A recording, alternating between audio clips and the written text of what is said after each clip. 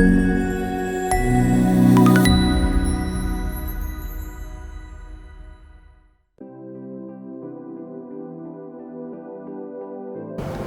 pagi anak-anak, salam jumpa kembali dan semoga kalian semuanya tetap sehat dan juga tetap semangat untuk bisa mengikuti pelajaran pada pagi hari ini.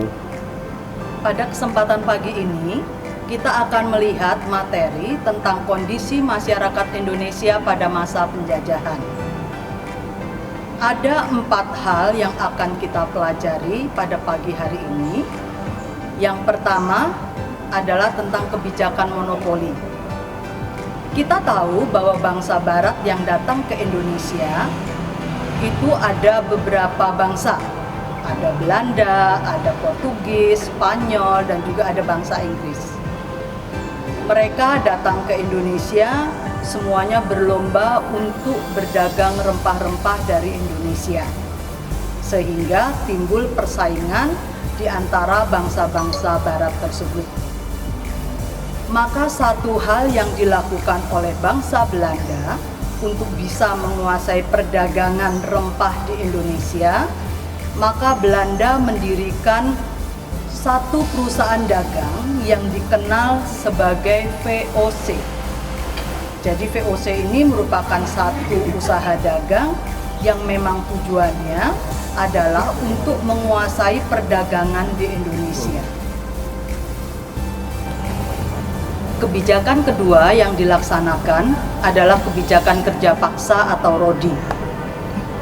Kerja paksa atau RODI banyak ditemukan di beberapa daerah dan kerja paksa ini sungguh sangat memberatkan bagi masyarakat Indonesia pada masa itu, di mana masyarakat bekerja dengan begitu keras dan dipaksa oleh Belanda untuk mengerjakan satu proyek-proyek tertentu demi keuntungan VOC Belanda. Kerja paksa atau RODI ini dilaksanakan pada masa pemerintahan Jenderal Daniels, dan yang paling terkenal dari kerja paksa ini adalah dibuatnya Jalan Anyer Panarukan yang hingga saat ini masih digunakan oleh masyarakat Indonesia. Kita lanjutkan untuk kebijakan yang ketiga. Kebijakan ketiga adalah kebijakan sewa tanah. Kebijakan sewa tanah ini dilaksanakan oleh Jenderal Raffles berkebangsaan Inggris. Kebijakan ini pun juga sangat memberatkan bagi masyarakat Indonesia. Karena apa? Karena hak tanah dari rakyat itu ditiadakan. Sehingga seakan-akan masyarakat Indonesia tidak lagi memiliki atas hak tanah yang sebenarnya adalah milik mereka.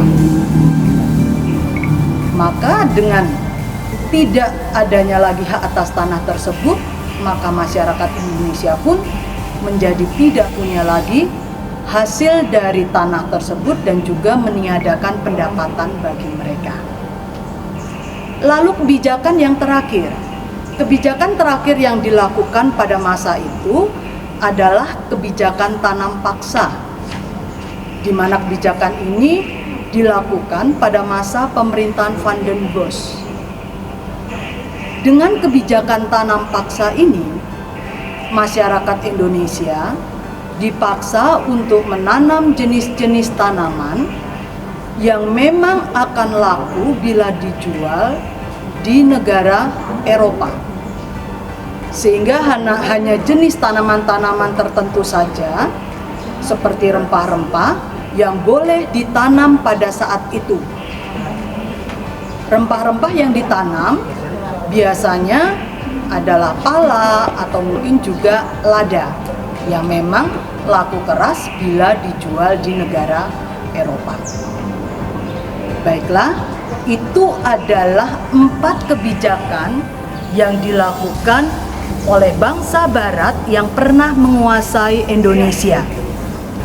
Dan jelas 4 kebijakan yang dilakukan tersebut sangat merugikan dan juga sangat memberatkan bagi masyarakat Indonesia. Sangat membuat masyarakat Indonesia menderita dengan kebijakan-kebijakan yang dilakukan. Begitu Itulah materi yang saya sampaikan pada pagi hari ini, dan pada pertemuan berikutnya kita akan mencoba melihat bagaimana pengaruh dari kebijakan-kebijakan tersebut menjadi kebijakan yang menjadi cikal bakal dari pelaksanaan beberapa peraturan yang masih digunakan di Indonesia pada saat ini. Begitu anak-anak pertemuan kita pada pagi hari ini, dan jangan lupa untuk kalian tetap menjaga kesehatan dengan melaksanakan protokol kesehatan yang memang diterapkan. Jangan lupa untuk memakai masker, mencuci tangan, dan juga menjaga jarak. Bila memakai masker, jangan lupa untuk memakai masker dengan benar, sehingga Anda dan orang lain memang akan terlindungi dari virus yang saat ini belum selesai. Selamat pagi anak-anak, sampai jumpa lagi.